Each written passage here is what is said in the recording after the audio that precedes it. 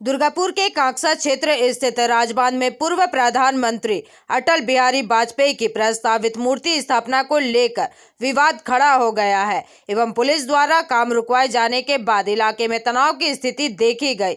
इस मामले को लेकर भाजपा और तृणमूल कांग्रेस के बीच आरोप प्रत्यारोप भी तेज हो गए हैं। प्राप्त जानकारी के अनुसार भाजपा 25 दिसंबर को दिवंगत पूर्व प्रधानमंत्री अटल बिहारी वाजपेयी की जयंती एवं तुलसी पूजा दिवस मनाने की तैयारी कर रही थी। इसी अवसर पर राजबांध इलाके में उनकी मूर्ति लगाने का कार्य चल रहा था।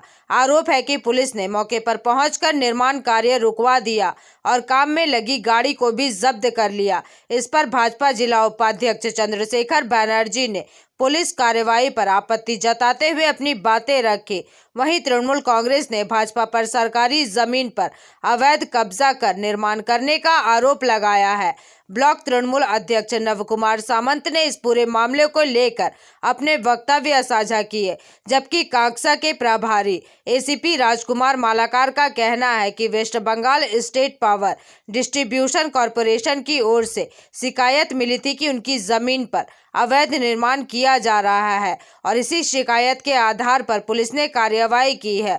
ऐसा कहा जा रहा है कि फिलहाल मामले को लेकर इलाके में निगरानी बढ़ा दी गई है और स्थिति पर प्रशासन की नजर बनी हुई है। আচ্ছা, রাজবাঁধে যে আগে যে পার্টি অফিসটা ছিল বিজেপির, সেই বিজেপি পার্টি অফিসের সামনে এখন অটল বিহারী বাজপেয়ীর মোড়া মূর্তি করার জন্য, উন্মোচন করার জন্য যে প্রস্তুতি নিচ্ছিল, যেটা বেআইনিভাবে মানে সরকারি জায়গাতে কোনো পারমিশন ছাড়াই করছিল, তার জন্য স্থানীয় পুলিশ গিয়ে আর কি সেখানে বাধা দেয় এবং সে বাধা দেওয়ার জন্য সেখানকার যে মানে পার্টির কর্মকর্তারা আছে বিজেপির, তারা আর কি ওখানে বড়বাবু যে মেজবাবু আছেন, তো ওনাকে নাকি আঙুল উঁচিয়ে কথা বলেছেন এবং বলেছে আমি দেখে নেব। তো সেই বিষয়ে আপনি কি বলতে চাইছেন একটু? ওটা একটা সরকারি জায়গা।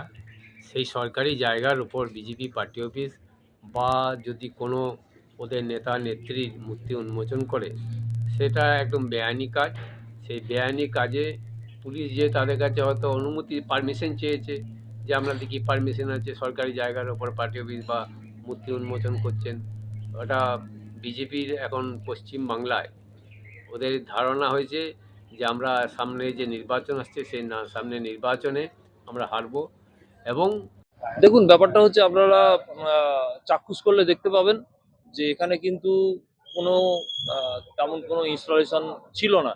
তো এই জায়গাটি WBSEDCL এর, এবং তারা আমাদের কাছে অভিযোগ করেছেন যে তাদের জায়গার ওপর এরমভাবে নতুন করে কিছু নির্মাণ কাজ চালানো হচ্ছে। তো সেই পরিপ্রেক্ষিতে আমরা পুলিশের তরফ থেকে আমরা যারা উদ্যোক্তা আছেন তাদেরকে বারণ করা হয়েছে যে এরমভাবে কোনো রকম নতুন করে কোনো কনস্ট্রাকশন করা যাবে না। তো আমরা সবাই আছি, ওনাদেরকে বোঝানোর চেষ্টা করা হচ্ছে যাতে কোনো রকম ফার্দার কনস্ট্রাকশন কোনো রকম ভাবে এখানে আর নতুন করে না হয়। তারা তো একটা ধর্ণা মঞ্চ বসেছে, এমনি কি বলবো? ঠিক আছে, তাদের ধর্ণা মঞ্চ তারা করতেই পারেন, তাদের গণতান্ত্রিক ব্যাপার, সেটা করতে পারেন, কিন্তু আমরা আমাদের জায়গায় খুব স্ট্রিক্ট আছি যে কোনো সরকারি জায়গায় নতুন করে কোনো কিছু কনস্ট্রাকশন আমরা হতে দেব না।